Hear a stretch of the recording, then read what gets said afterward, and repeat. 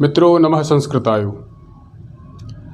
हम लोग पढ़ेंगे संस्कृत व्याकरण भाग 1 प्रथम भाग। तो क्योंकि व्याकरण जो है किसी भी भाषा की नींव होती है, जननी होती है, और व्याकरण के बिना किसी भी भाषा को सीखना बहुत कठिन होता है। प्रत्येक भाषा में व्याकरण की अपनी एक प्रधानता होती है और हम लोग संस्कृत सामान्य व्याकरण को पढ़ेंगे, जो कक्षा 9 और 10 की परीक्षाओं की तैयारी को लेकर और जो भी छात्र संस्कृत से संबंधित हैं, संस्कृत से जिनका संबंध है, उनके लिए उपयोगी सिद्ध होंगी, उनके लिए ये वीडियो उपयोगी सिद्ध होंगी। इसलिए हम लोग जो है संस्कृत व्याकरण को बड़े ध्यान से पढ़ेंगे, ठीक है। जैसे कि संस्कृत से संबंधित कोई भी कंपटीशन एग्जाम होगा, अभी वर्ग 3 की जो परीक्षा है उसमें जो 30 नंबर की संस्कृत लिए हैं, उनके लिए भी ये वीडियो उपयोगी और कारगर सिद्ध होंगी। इसलिए हम लोग संस्कृत व्याकरण को क्रमशः पढ़ेंगे और आज हम उसी क्रम में आइए शुरू करते हैं। सबसे पहले हम संस्कृत को समझते हैं। संस्कृत शब्द जो है,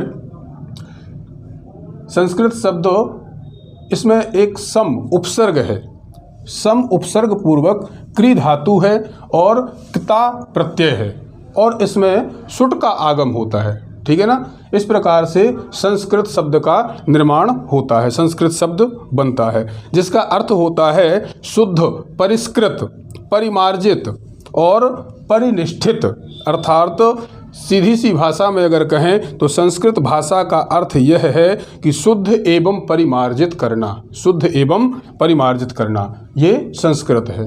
दूसरा शब्द है व्याकरण। अब देखिए व्याकरण में बी उपसर्ग है, इसमें 2 उपसर्ग है, बी और आंग। उपसर्ग 22 होते हैं, ठीक है ना। 22 उपसर्ग होते हैं, उनमें 2 उपसर्ग हैं व्याकरण में, बी और आंग। क्री धातु है और ल्युट प्रत्यय है। इन सब से मिलकर के शब्द बनता है व्याकरण। व्याकरण की वैसे परिभाषा है व्याक्रियन्ते व्युत्पाद्यन्ते अनेनो इति व्याकरणम। मतलब जो शब्द की व्युत्पत्ति बताए, शब्द की व्युत्पत्ति या निष्पत्ति बताई जाए, वह व्याकरण है, ठीक है।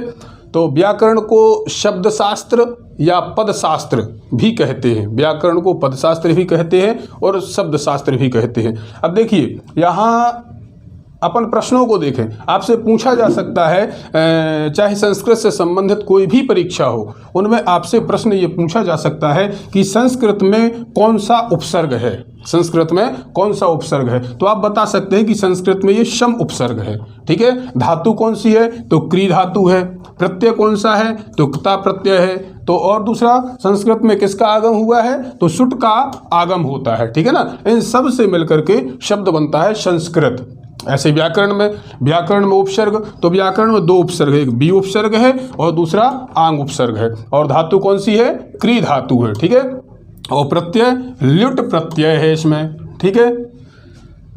तो व्याकरण जो है, व्याकरण के लिए क्या कहते हैं, पदशास्त्र भी कहते हैं और शब्दशास्त्र भी कहते हैं। चलिए आगे बढ़ते हैं। व्याकरण में 3 मुनि हैं, त्रिमुनि। ये प्रश्न भी आता है संस्कृत से संबंधित जो भी परीक्षाएं होती हैं कि त्रिमुनि कौन है, ठीक है ना। तो त्रिमुनि कौन है हमारे, सबसे पहले पाणिनि, ठीक है ना, पाणिनि। और दूसरे कौन है, कात्यायन,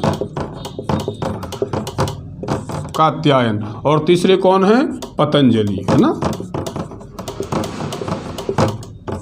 पतंजलि। इनका एक और नाम है, कात्यायन जी का एक और नाम है, क्या है, वो है वररुचि, वररुचि, ठीक है ना, वररुचि। और ये जो है इन्होंने एक अष्टाध्यायी नामक महान ग्रंथ लिखा है पाणिनि जी ने, जिसमें लगभग 4000 सूत्र लिखे हैं, ठीक है ना। तो इनके लिए इन्होंने पाणिनि अष्टाध्यायी का रचना की है। अष्टाध्यायी के ये रचनाकार हैं पाणिनि जी, ठीक है। अष्टाध्यायी व्याकरण का एक मूल ग्रंथ है, मुख्य ग्रंथ है। अष्टाध्यायी में 8 अध्याय हैं, 8वें अध्याय में 4-4 पाद हैं, ठीक है ना, 4-4 पाद हैं। ऐसे कुल 32 पाद हैं और 8 अध्याय हैं। ठीक है, तो अष्टाध्यायी ये तो स्वयं बता रही है कि हम में कितने अध्याय हैं, लेकिन पाद की संख्या अगर पूछी जाए तो 32 पाद हैं अष्टाध्यायी में। ठीक है, और 32 पाद 8 अध्यायों में लगभग 4000 सूत्रों की रचना पाणिनि जी ने की है। किन सूत्रों के आधार पर की है? माहेश्वर सूत्रों के आधार पर। जो माहेश्वर 14 सूत्र हैं उनके आधार पर इन्होंने लगभग 4000 सूत्र बनाए हैं। वो इन 14 सूत्रों की रचना, इन 14 सूत्रों की व्युत्पत्ति, ये 14 सूत्र कैसे प्राप्त हुए, इनको क्यों महेश्वर सूत्र कहा जाता है, इसकी चर्चा अगले वीडियो में हम करेंगे। अभी अपन केवल इतना देखते हैं कि पाणिनि जी जो है सूत्रकार हैं, क्योंकि इन्होंने सूत्रों की रचना की है। ठीक है ना, आप लिख सकते हैं, स्क्रीनशॉट भी ले सकते हैं, ये याद रखने वाला मूल विषय है। ठीक है ना, पाणिनि सूत्रकार हैं और कात्यायन जी ने इन्हीं सूत्रों पर वार्तिक लिखी है। ठीक है ना, इसलिए इनको क्या कहते हैं? वार्तिककार। ठीक, ये कौन है? वार्तिककार। ये कात्यायन और बररुचि ये एक ही नाम है। ठीक है ना, ये एक ही नाम है। पूछा जा सकता है, प्रश्न भी ये होता है कि बररुचि किनका नाम है? पाणिनि जी का है, कात्यायन जी का है या पतंजलि जी का है? तो ध्यान रखना है, बररुचि जो है कात्यायन जी का दूसरा एक नाम है। ठीक, दूसरा ये वार्तिककार हैं क्योंकि इन्होंने सूत्रों पर वार्तिक लिखी है और इन पर भाष्य जो लिखे हैं ये लिखे हैं पतंजलि जी ने। ठीक है ना, तो इनके लिए हम कहते हैं क्या? भाष्यकार। ठीक है, भाष्यकार इनके लिए कहते हैं। तो इन तीनों मुनियों के द्वारा ये उत्तरोत्तर हैं। ठीक है ना, पहले पाणिनि जी और उनसे भी उच्च कात्यायन जी और उनसे भी आगे पतंजलि जी, ये सूत्रकार हैं। ये बररुचि जो है, कात्यायन जो है, ये वार्तिककार हैं और ये भाष्यकार हैं। ठीक है ना, ये तीन इनके लिए त्रिमुनि कहा जाता है, त्रिमुनि। ठीक है, पाणिनि सूत्रकारंच वार्तिककारं बररुचि भाष्यकारं पतंजलि तम नमामि मुनित्रयम्। ऐसे एक श्लोक के माध्यम से ये त्रिमुनि है। ठीक है, अब इसके बाद में अपन चर्चा करते हैं वर्ण की। वर्ण क्या है? वर्ण। ठीक, तो वैसे तो वर्ण जिनका उच्चारण हम अपने मुख से करते हैं, मुंह से करते हैं, वो वर्ण है। और प्रायः वर्ण और अक्षर है ना एक ही माना जाता है। ठीक, वर्ण या अक्षर। इसकी परिभाषा क्या है? तो इसकी परिभाषा होती है ना क्षरम, है ना, ना क्षरम इति अक्षरम। जिनका नाक्षरम मतलब जिनका क्षरण ना हो, जिनका विनाश ना हो, जिसका क्षर ना हो सके, वो अक्षर है। जैसे ये अक्षर है। ठीक, ये अक्षर है, ये अक्षर है, ये का, ये इसमें हलंत रहेगी तब ये अक्षर है। अगर ये इसमें आ सम्मिलित रहेगा तो अब वो अक्षर नहीं है। ठीक है, ये इस काकू इसको इसका क्षरण नहीं हो सकता, ये कम नहीं हो सकता, इसलिए ये अक्षर है। तो जिसका क्षरण न हो सके वो अक्षर होता है। ठीक है, चलिए, तो वर्ण या अक्षर हमने पढ़े। तो जिन ध्वनियों का हम मुख से उच्चारण करते हैं उन्हें वर्ण या अक्षर कहते हैं। ठीक है, आगे बढ़ें, बात करें स्वर। शब्द जो हमारी वर्णावली है, वर्णों की बात करते हैं। वर्ण होते कितने? तो सबसे पहले होते हैं स्वर। ठीक है, स्वर। तो संस्कृत में स्वर कितने होते हैं? 9। ठीक है ना, इसका उत्तर क्या है? 9। अगर कभी प्रश्न पूछा जाए कि संस्कृत में स्वर कितने होते हैं तो इसका उत्तर है 9। ठीक, अब इसमें देखिए, स्वर को और क्या कहा जाता है? अच कहा जाता है। ठीक है ना, स्वर को क्या कहा जाता है? अच। अब ये अच क्यों कहा जाता है? क्योंकि ये अच प्रत्याहार के अंतर्गत आते हैं, इसलिए इनको अच कहा जाता है। अब इसमें भी देखिए मूल स्वर होते हैं। ठीक है ना, ये भी प्रश्न पूछा जा सकता है कि स्वर 9 होते हैं, मूल स्वर कितने होते हैं? तो इसका उत्तर होगा 5। ठीक है, मूल स्वर कितने होते हैं? 5। उनको अपन देखेंगे आ, ई, उ, री और ली, ये मूल स्वर हैं। ठीक है, तो फिर दीर्घ स्वर 9 स्वर तो 9 है, मूल स्वर 5 हो गए तो बचे कितने? 4। तो वो क्या है? उनको अपन कहेंगे दीर्घ स्वर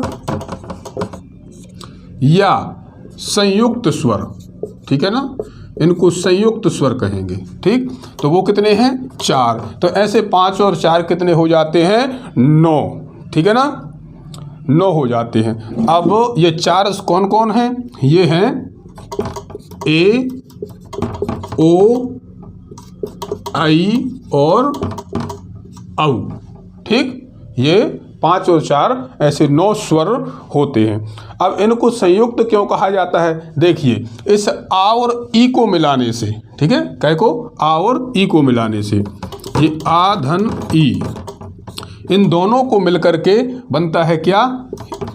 ए, इसलिए ये संयुक्त है। तो ये तो दोनों यहाँ हैं, इन दोनों को मिलाकर के इसको बनाया गया, इसलिए मूल नहीं है ये, मूल ये नहीं है, मूल तो ये है, इन दोनों को मिलाकर के ए बना है।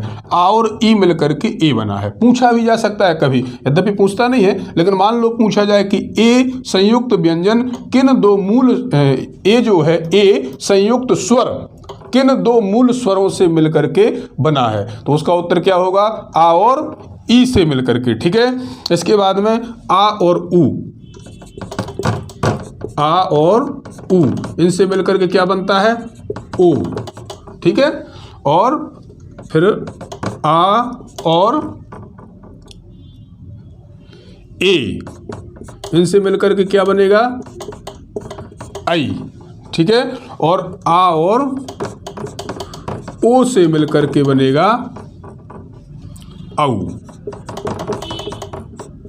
ठीक, तो इसलिए ये जो है, ये सब, ये चारों संयुक्त स्वर हैं। ठीक है, ये संयुक्त स्वर है, ये मूल स्वर है। तो मूल स्वर कितने होते हैं? 5, और संयुक्त स्वर कितने होते हैं? 4। तो 5 और 4 स्वर, टोटल स्वर कितने होते हैं?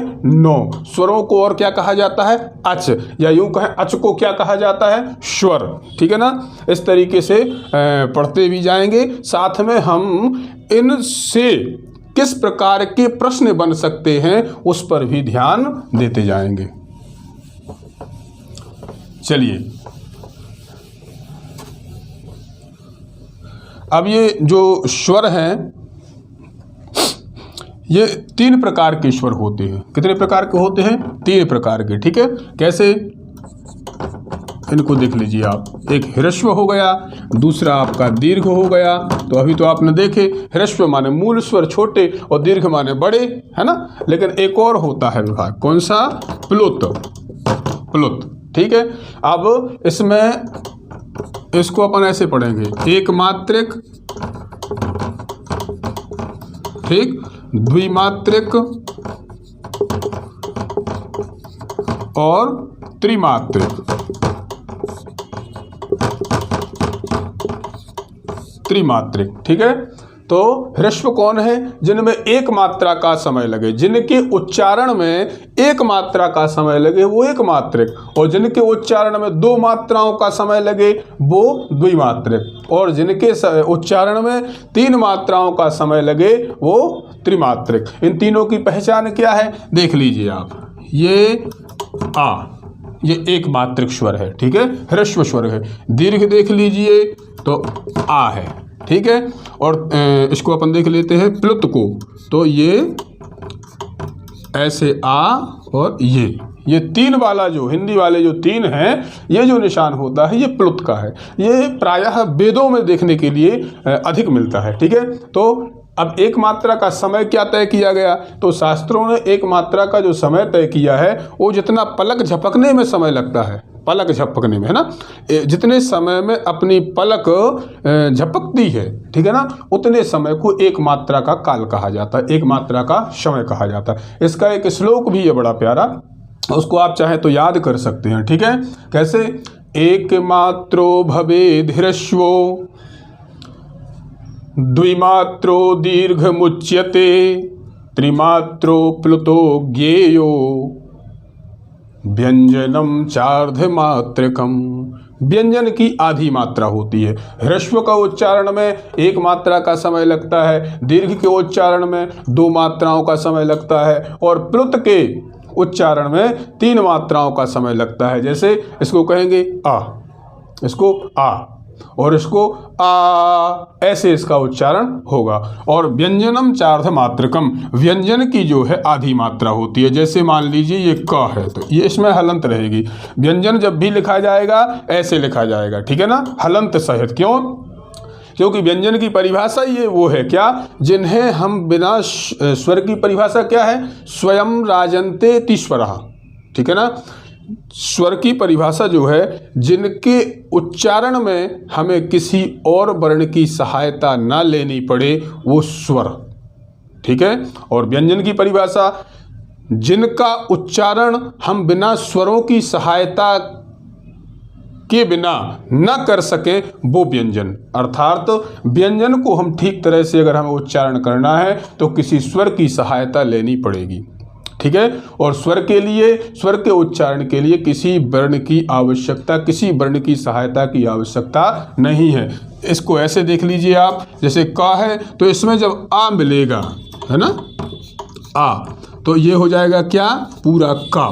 तो अब ये जो है व्यंजन नहीं है, इसमें स्वर मिश्रित है, ठीक है ना, ये संयुक्त व्यंजन है। मतलब इसमें का और आ मिला हुआ है। व्यंजन तो केवल ये है, क्योंकि व्यंजन की आधी मात्रा होती है। इसको स्वर ने सहायता दी और स्वर की सहायता से ये आधा अधूरा व्यंजन, व्यंजन अधूरा ही होता है, अर्धमात्रकम, और ये पूरा हो गया और का बन गया, ठीक है। ये वर्ण विच्छेद है, इसको भी हम पढ़ेंगे। इसको पढ़ना तो परम आवश्यक है संस्कृत में, और खासकर व्याकरण की जानकारी के लिए वर्ण विच्छेद बहुत ही आवश्यक विषय है, ठीक है।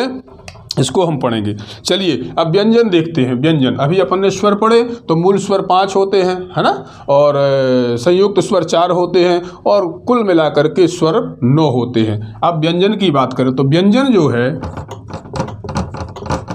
व्यंजन मुख्यतः 3 प्रकार के होते हैं। कितने प्रकार के होते हैं? 3 प्रकार के। सबसे पहले स्पर्श व्यंजन, दूसरे ऊष्म व्यंजन, और तीसरे अंतस्थ व्यंजन, ठीक है। तो स्पर्श व्यंजन कौन है? स्पर्श व्यंजन के लिए एक सूत्र है क्या, कादयो मावसानः, ठीक है, कादयो मावसानः स्पर्शः। और ऊष्म के लिए क्या है, सलूष्माणः,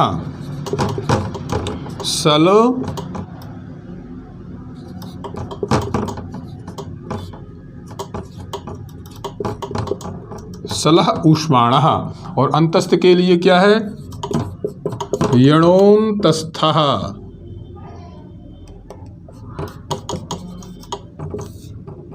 ये, ठीक। तो अब ऐसे देख लीजिए, कादयो मावसानः स्पर्शः, अर्थात का से लेके माँ पर्यंत, इसको ऐसे समझ लीजिए आप, का से माँ पर्यंत, ठीक। का से माँ पर्यंत जो शब्द हैं वो कौन है, स्पर्श व्यंजन है, जो कितने होते हैं संख्या में, 25। कितने होते हैं, 25, ध्यान रखना। और ऊष्म जो है ये सल प्रत्याहार के अंतर्गत आते हैं। किस प्रत्याहार के? सल प्रत्याहार के अंतर्गत आते हैं, जिसमें सा और सा, ठीक है, सा और हा, ठीक, ये आते हैं। और ये जो है ये यण प्रत्याहार के अंतर्गत आते हैं, ठीक है, जिसमें होते हैं या, वा, रा और ला, ठीक है। या, वा, रा, ला, या, रा, ला, वा नहीं, ये गलत हो जाएगा। ये पढ़ने का तरीका नहीं, पाणिनि जी का तरीका क्या है, या, वा, रा, ला, ठीक है। तो ये का से माँ पर्यंत, इसको देखें, ये उदित हैं। क्या है? उदित। कु चू टू तु पु एते उदितः। इनको अपन ऐसे देख, का से माँ पर्यंत। तो पहले का, खा, गा, घा, गा, ठीक है। फिर कुचूच, तो चा, छा, जा, झा और इया, ठीक है। फिर ट, ठा, डा, ढा और टा, ठा, डा, ढा, णा, ये। और ये कु चू टू तू, ता, था, दा, धा और ना, और फिर पा, फा, ब, भा और मा। ठीक है, ये देखिए, तो का से मा पर्यंत 25 हो गए। ये 25 होते हैं, इनकी संख्या 4 होती है और इनकी भी 4 होती है। चौथा प्रकार भी होता है व्यंजन का, उसे कहते हैं हम क्या? संयुक्त व्यंजन, जो होते हैं आपके छा, त्रा और ज्ञा आदि। लेकिन चूंकि ये संयुक्त हैं, इसलिए वर्णमाला में इनकी गिनती नहीं है। वर्णमाला में कितने हो गए? आपके स्वर हो गए थे कितने? 9। कितने हो गए थे? 9। ध्यान रखना, मूल स्वर कितने थे? 5 प्लस दीर्घ स्वर अर्थात संयुक्त स्वर 4, तो 5 और 4 बराबर 9 हुए। ठीक है ना। स्पर्श व्यंजन है 25, ऊष्म व्यंजन है 4। याद रखना, ये पूछा जाएगा। अंतस्थ व्यंजन है 4। ये प्रश्न भी आ सकते हैं। जैसे मान लीजिए प्रश्न दिया कि ये वा किस प्रकार का व्यंजन है। ठीक है ना, वा किस प्रकार का व्यंजन है, तो आपको बताना है अंतस्थ, न कि ऊष्म और स्पर्श। तो कुल मिलाकर के 25, 4 29 और 4 33। तो व्यंजन कितने होते हैं? 33 और 9 स्वर हुए। ठीक है, तो 33 और 9 42। ठीक है ना। तो कुल मिलाकर के वर्णमाला में कितने व्यंजन हुए? वर्णमाला में कितने शब्द हुए? तो पाणिनि जी की जो वर्णमाला है, संस्कृत वर्णमाला में 42 वर्ण होते हैं। वैसे संस्कृत की वर्णमाला जो है उसमें 63 ध्वनियाँ होती हैं। ठीक है ना। इसका उत्तर कभी मान लीजिए पाणिनि जी के अनुसार या माहेश्वर सूत्रों के अनुसार वर्णमाला की जब संख्या पूछी जाए तो उसका उत्तर होगा कितना? 42। नहीं तो एक सूत्र है 63 वर्णाः, अर्थात संस्कृत में ध्वनियाँ कितनी होती हैं? 63। ठीक है, तो इसका उत्तर ये होगा। लेकिन महर्षि पाणिनि जी के अनुसार और सूत्रों के अनुसार ध्वनियाँ कितनी होती हैं? 42। इसके बाद में 4 और वर्ण होते हैं जो वर्णमाला में नहीं गिने गए हैं। ठीक है, वर्णमाला में जो नहीं गिने गए हैं, पहला होता है अनुस्वार। ठीक है, और दूसरा होता है क्या? विसर्ग। ठीक है, और तीसरा होता है जिह्वामूलीय।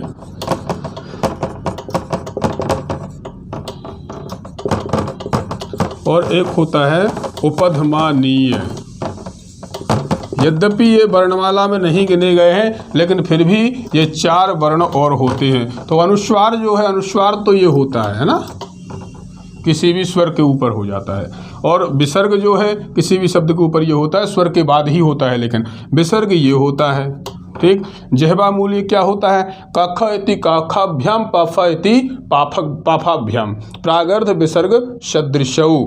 अर्थात का खा के पहले जो एक आधा विसर्ग होता है, जैसे मान लीजिए क, है ना, तो ये का के पहले जब ऐसे और ऐसे, और यही खा के पहले, ठीक,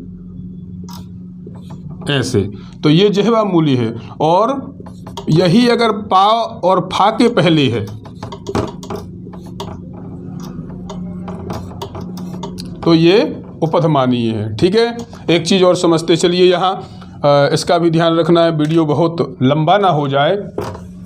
चलिए इसके बाद में अपन समझते हैं वर्णों में कार प्रत्यय लगा करके उच्चारण करते हैं, कार। ठीक है, और एक प्रत्यय होता है इफ। ठीक है ना, तो कार प्रत्यय सब वर्णों में लगता है, लेकिन रा में, रा जो शब्द है इसमें नहीं लगता। तो अर्थात कहने का तात्पर्य, रा को हम कहेंगे इफ प्रत्यय लगा के, अर्थात रेप। क्या कहेंगे? रेप।